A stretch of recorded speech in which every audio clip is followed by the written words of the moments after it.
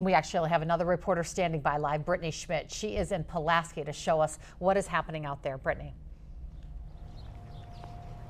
Cami, we've heard a lot of reports about storm damage here in Pulaski. You can kind of see the rain has kind of given up. It's a little bit lighter out as well, but not before doing quite a bit of damage to this farmland here on Main Laney Drive here in Pulaski. As you can see, the shed is completely destroyed. It was completely leveled by that severe weather. I can see that there's hay inside, some machinery. The owners tell me that this is at least 40 years old. So for it to come down, the severe weather just tells you how strong that weather was here. And there's branches down, and then even out in the field, it was so strong that you can see pieces of this barn scattered multiple yards over there. So they're going to have quite a bit of cleanup to do yet because of this storm, but we're going to continue to kind of assess the damage. We just got into Pulaski. This is the first spot we stopped, so we'll continue to kind of survey the damage and bring all of that to you tonight on Action 2 News at 10. Reporting live in Pulaski, Brittany Schmidt, Action 2 News. Jeff and Cami, Aaron's Hill has been open for about an hour to an hour and a half, and as you can see, it's all downhill from here, and in a good way, as two riders continue to ride down consecutively here on the hill. Celebration of the newest edition here in the Titletown District kicked off with a ribbon cutting and a ceremonial ride down the hill, including Packers president and CEO Mark Murphy. He says Aaron's Hill just adds to the winter wonderland feel over here, along with the ice skating rink and new bistro. We're looking forward to seeing Aaron's Hill become another destination here in Titletown for families, community members to come together, celebrate every winter and also year-round. All right, we're going down, and this is a tube. Oh my goodness, I hope I don't hit the wall. This is a tube offered here. It is free, but the ride that I'm taking, it's $3 per ride, and this is one of those special offers. Ooh, I got pretty far in that ride. This is one of those special offers going on right now because of the opening, $3 per ride, and now I got to take this over here to this nice lady, put it back on the conveyor belt, which goes all the way back up, and then if you want to go on the ride again, well, you're going to have to climb the steps all the way back up too. But hey, it's a lot of fun, so I definitely recommend doing it. For now, live in Titletown, Brittany Schmidt, Action 2 News. Good evening. We begin with new details tonight about the breaking news in Brown County. Our crew at the scene of a two-vehicle crash confirms that collision was deadly. As we told you at 4, Brown County deputies say this happened just before 2 o'clock this afternoon on the Highway 57 north exit to Sturgeon Bay Road. Brittany Schmidt joins us now live from the scene after working to confirm new details in the last several minutes. Brittany. Bill and Cam, we did get a chance to talk to the Brown County Sheriff's Office about 20 minutes ago, and they were able to confirm for us that it was a two-vehicle head-on collision. They say a wrong-way driver heading south in the northbound lane on Highway 57 hit another vehicle head-on around 1:48 this afternoon. We are told 3 people are dead. 2 others have been taken to local hospitals with serious life-threatening injuries. There is still no word on how long these emergency vehicles will be out here. They are doing the investigation.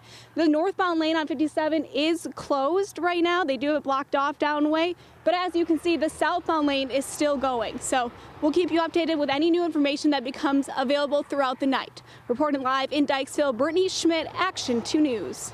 Good evening. Thanks for joining us. Bill is off tonight. A fake lynching display outside a bar on Main Street is causing quite a stir. The man who put it up says he's calling out the Green Bay Police Department for discrimination. The owner of Nick's Bar and Grill claims the department has shown inequality toward him and his employees. The bar is located on the 1600 block of Main Street in Green Bay. Brittany Schmidt joins us live from there to tell us more about why the owner chose this type of display to voice his frustration. Brittany. Jeff and Cami, let me show you the display behind me. You can see that there are 2 dummies on top. One is dressed as a police officer, the other as a businessman. Another dummy is hanging by a rope with 2 signs. One says equality and the other says justice. Now under that, on the platform, it says drain the swamp. The bar owner did not return our interview request, but he did post a 2-page statement as to why he chose to display this. The bar is currently closed for 30 days due to a bar licensing issue, but the owner says this is also in relation to a bar that closed back in 2011. In a letter posted to the fake lynching display outside Nick's Bar and Grill, owner David Nichols says the police are purposefully trying to close his bar on Main Street, saying he has been fined over $6,000, been told to, quote, discriminate against certain types of people, and remove rap music from his jukebox because it, quote, stirs up minorities, end quote. And the letter goes on to say this isn't the first time Nichols feels he has been the target of police scrutiny. It's part of the investigation. The Green Bay Police Department shut down his other bar on the east side called the Press Box back in 2011 for alleged illegal activities, including prostitution and stripping at the bar. In our report, Nichols denied those allegations. Your knowledge, has any prostitution or stripping ever Neither one. Neither one. And he continues to deny them now, saying the city is once again forcing him out of business.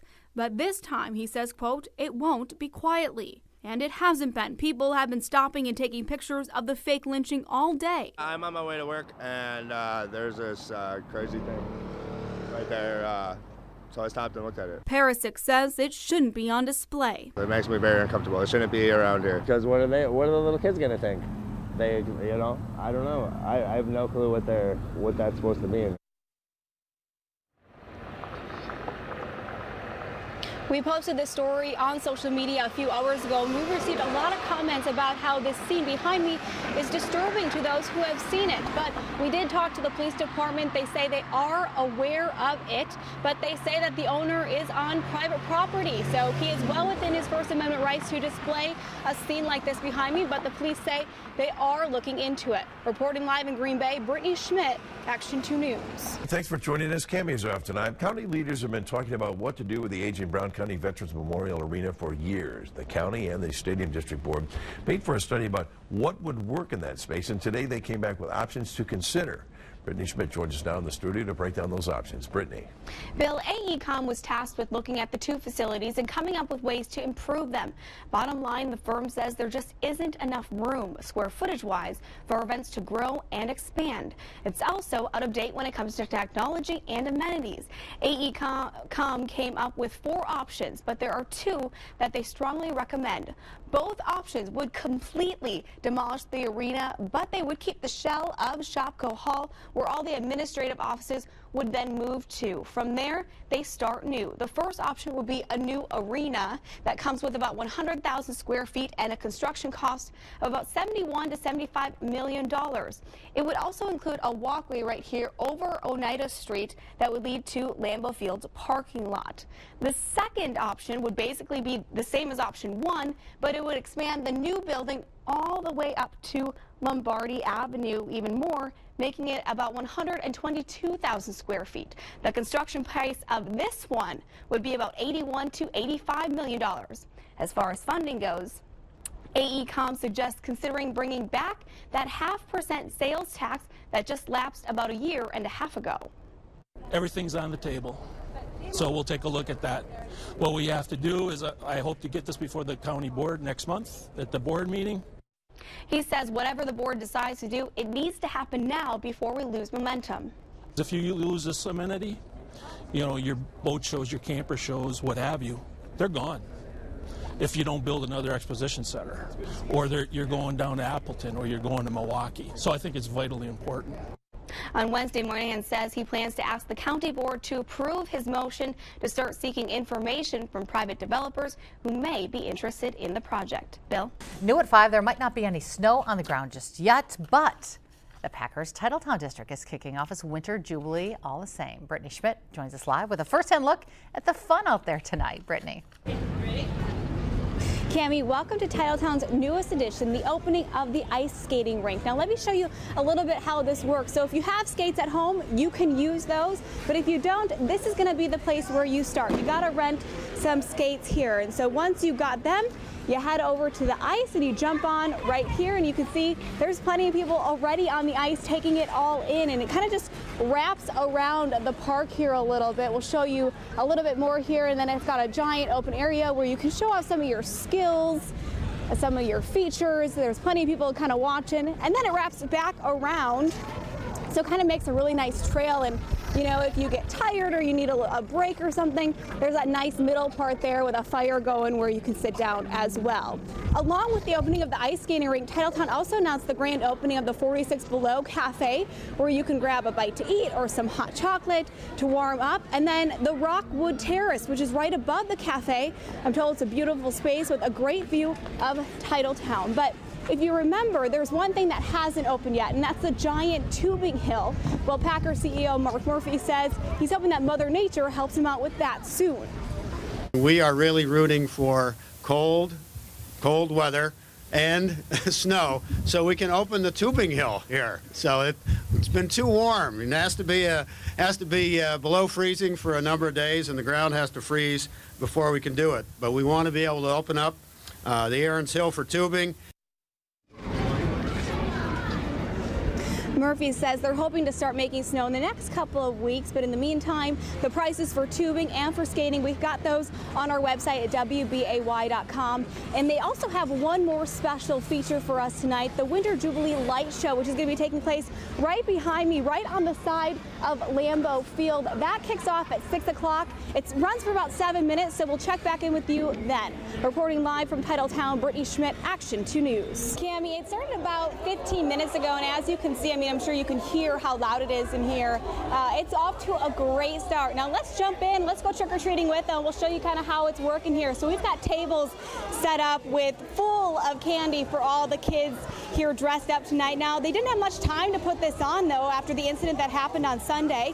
Police say they don't know if the meth found in the kids' trick-or-treating bag was an accident or purposely put there, but for safety reasons, all of that candy had to be thrown away. But luckily, all these local organizations came together to throw this epic event, and you can see all like the smiley faces, people giving out candy here. One organizer even told me that they had local businesses donate over $500 so that they could buy this candy here tonight. So a lot of outpouring of support. It's just been incredible here, and of course it is all for the kids to make sure they have a great Halloween tonight. And Cammie, I'm told that this is just one of the spots that kids can stop to get candy. It goes all the way outside. There is even a trail out here that we're going to check out, and we'll bring you to that tonight at 6. So for now, reporting live at Kashina, Brittany Schmidt, Action 2 News. Bill and Cammie, we're about an hour into the event. In every direction I look, I can see trick-or-treaters, and just going on a little bit behind me, there used to be a long line behind me, but everybody has kind of moved already inside to get that candy, but still a lot of laughs, a lot of fun. We got some scary Halloween music playing, but we showed you what was going on inside at 5 today. Tables lined up, handing out tons of candy that was purchased. One organizer tells me they had local businesses donate over $500 to buy candy. So the outpouring of support has been incredible here, especially in such short time with the incident happening on Sunday. Police say they don't know if the meth found in a kid's trick-or-treating bag was an accident or purposely put there, but for safety reasons, all of that candy had to be thrown away. But luckily, the Menominee Tribal Chairman says they were able to save Halloween for the kids. We can't steal a holiday from them. We can't let anyone steal that beautiful sense of belonging, of family, of safety. So we got to give that to them. So the event goes for another hour here tonight, and we're going to try to talk to some parents about how they feel about the event, kind of turning an unfortunate situation into a positive one for the kids here. And as you can see, people are still enjoying this tonight here. So reporting live in Kashina, Brittany Schmidt, Action 2 News.